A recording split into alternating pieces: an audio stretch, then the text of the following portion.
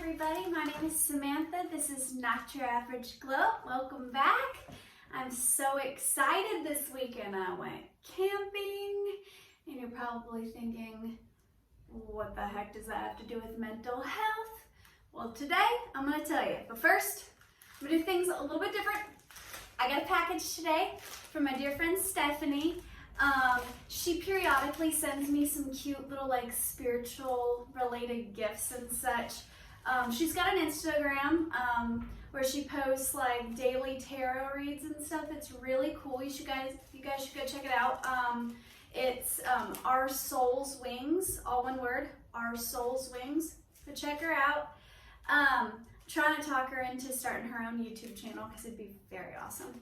She periodically sells me some things, sends me some things like little gifts. She got me this beautiful little dream catcher and quite a few of the tarot decks up here and a little selenite wand and stuff like that. She's just a great friend. We chat almost daily and I'm blessed to have her. So she sent me a package and I can't wait to open it. So.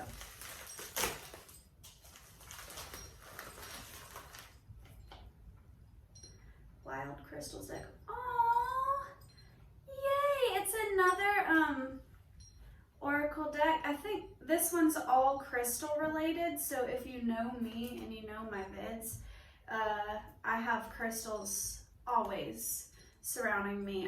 My favorite crystal is amethyst, but I have a large array of crystals everywhere in my art room because it's something that just kind of calms me. I know quite a few people that truly believe in their healing properties and meditate with them and stuff like that. Ever since I was little, I always collected rocks. So I'm not 100% sure if I completely subscribe to like their healing properties, but I do think they're pretty and I thoroughly enjoy collecting them. But yeah, this is just a sweet little deck, and then the first card that came up is Jade, and I actually have here a little tree of life, and all of these stones are jade, and then this is amethyst. So jade is also one of my favorite stones, so that's awesome. Thank you, Steph. And then also in this little bag, I think it's just the book that comes with it. Yeah, the Tamed Wild Magical Crystals deck book. Very nice. And then just a cute little card. This is very pretty. Thank you, Stephanie. I really, really appreciate it. Once again, her Instagram is Our Soul's Wings. Go check her out. Great little daily readings. But yeah, so I just got back from a weekend-long camping trip. I forgot to wear sunblock, so I'm a little bit red. I tried to counteract it with some makeup today, but I think you can even see like it peeking through, so it is what it is. I don't really have a set topic for today, to be perfectly honest. I kind of forgot about today's video, so I'm just gonna kind of wing it, if that's cool with you guys. I got my tea, it's green tea, per usual. So let's sit down and let's chat. Why would I be doing a video about camping? Well, because it does tie in with mental health. Here recently, if you've watched my other videos, I was talking last week about, standing up for yourself and knowing your self-worth and self-care and things of that nature. So this video, I'm going to kind of focus more on the topic of knowing when to walk away.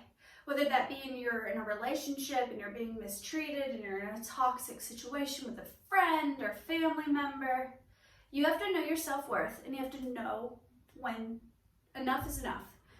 I've expressed my feelings. I have told them how this makes me feel. They obviously don't love me or respect me enough to respect my boundaries because I've put those clear-cut boundaries up there. They're not respecting that. You have to know when to cut ties. But you don't just do this with people. You have to know when a work environment is toxic for you, when a relationship's toxic for you, or even your physical environment.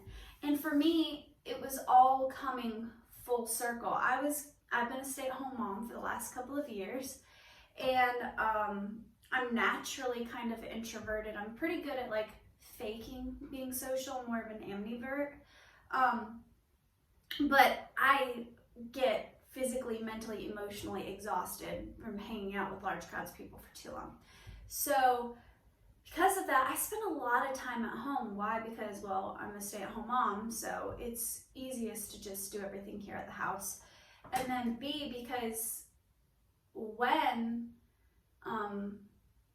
you're kind of introverted, your home tends to be your safe place. And for me, that's how it was.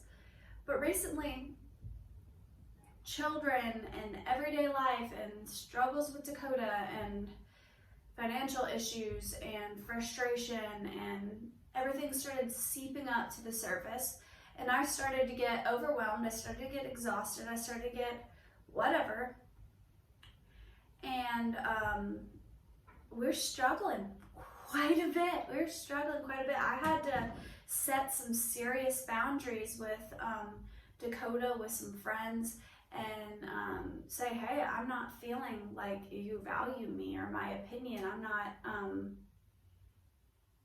I'm not seeing with your actions that you mean what you say when you say that you love me and you care for me and you value me as a person.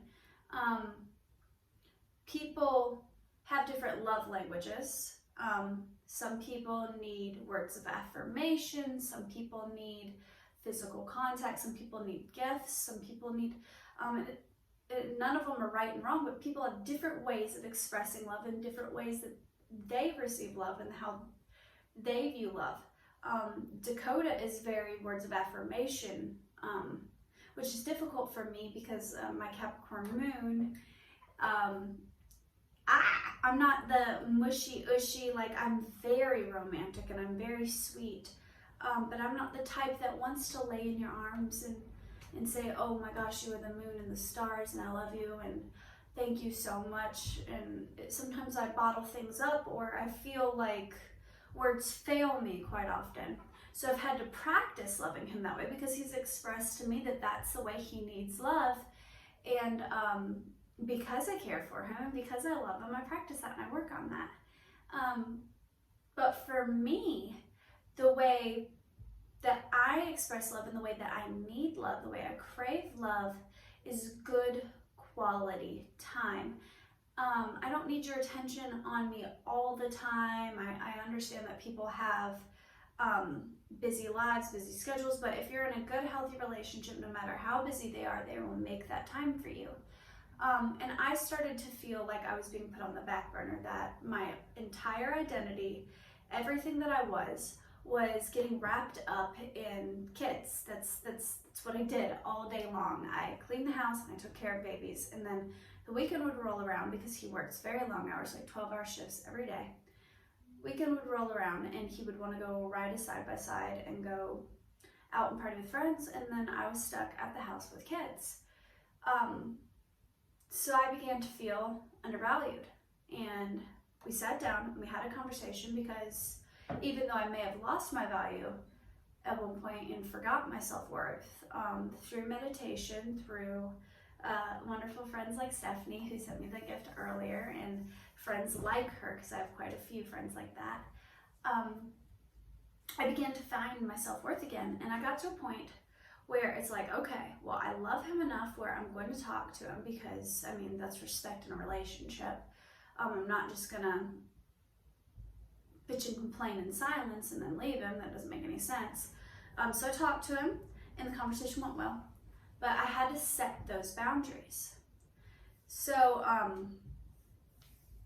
what I'm trying to say to viewers out there is, there comes a time and a place where you need to make your boundaries, your morality, your make it or break it's what's truly important to you, because no one is perfect. You have to express those things, and after expressing those things, if the person you've communicated those issues to it doesn't reciprocate that, and they might say, yeah, I hear you or whatever, but their actions don't change, there comes a time when you have to know your self-worth, and you have to say, I deserve to be treated with love, respect, and dignity. And you have to know when to walk away. So this was difficult for me personally, because I'm one of those people who sees the absolute best in everyone. I romanticize everything. I've always been in love with the idea of love. I like to be with somebody. I truly enjoy being in a relationship. I want that family life. I crave, that good marriage and home life. So this was always difficult for me growing up. I've been a serial monogamous, which means I've just been in and out of relationships. Up in 28 now. So for 28 years, I've just been relationship to relationship to relationship. And, but I always wanted that stability. I craved that real thing. But you're not going to do that if you don't know your self-worth and you don't stand up for yourself. So I reached a crossroads and we talked, and I made my boundaries clear, so things are good. Don't want you to panic. And he reciprocated that and whatever. And one of the things that I expressed that I needed was I needed to get out of this freaking house. So this is how the camping trip relates to mental health. For me personally, my birth chart is very earth. Taurus sun, Capricorn moon. I have multiple Taurus. I think I'm also Taurus in my Venus and Mercury. Like, I'm very, very Taurus. So I crave nature, and I crave being outside and good, deep intellectual conversation. And I have been getting to a place mentally, emotionally, where I was staying cooped up in the house. I started to withdraw from good friends who love me and care about me, and I needed change. I needed to hit that reset button, so to speak. So this weekend, Dakota found this riding event at Compass Lake, and the whole family, we have 4 kids. So me, him, and all 4 kids, we went on a little camping trip. We roasted marshmallows by the fire. We did tent camping because, in my opinion, and you guys can go ahead and shoot the messenger if you disagree, but I'm right. As Eugene from the Try Guy says, I'm right, you're wrong, shut up. No, I'm just kidding. I personally think that tent camping is the only true camping. If you're gonna camp, you might as well just stay at home. That's just me. Don't shoot the messenger. But yeah, we camped out. We played in the dirt. It's kind of gross. Got kind of muddy and whatever, and it was fun. It was fun. It's what I needed to hit that factory reset. I needed to know when to step out of my routine that obviously wasn't working for me, because I was slipping into a little bit of a depression. I was getting angry with Dakota, angry with the kids, unhappy with myself, my financial situation, everything. But I wasn't truly doing anything about it. I wasn't speaking up. I wasn't setting those boundaries. I wasn't changing my daily routine. So this weekend, just this little fun camping trip with the kids is exactly what I needed. I needed to go and play in the dirt. I needed to feel some sunlight on my skin, even though I way overdid it. You should always wear sunblock, very important. I needed to get away from technology this weekend. Like, we barely were in our phones at all. It was amazing.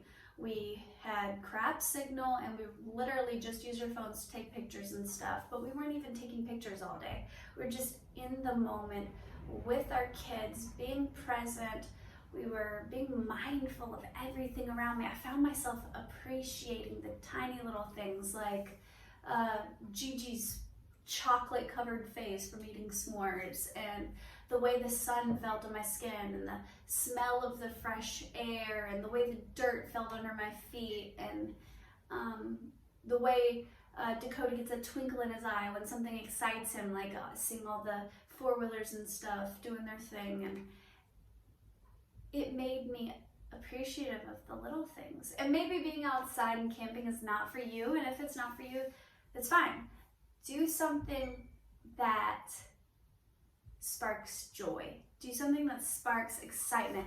Step out of your norm. If you find yourself just feeling absolutely fried and you're like, I'm not extracting joy from life anymore, or this relationship is not fulfilling me anymore, or this job just isn't doing it for me. I mean, don't be an idiot. Don't screw yourself up in a financial bind and quit your job without having something else lined up or anything like that.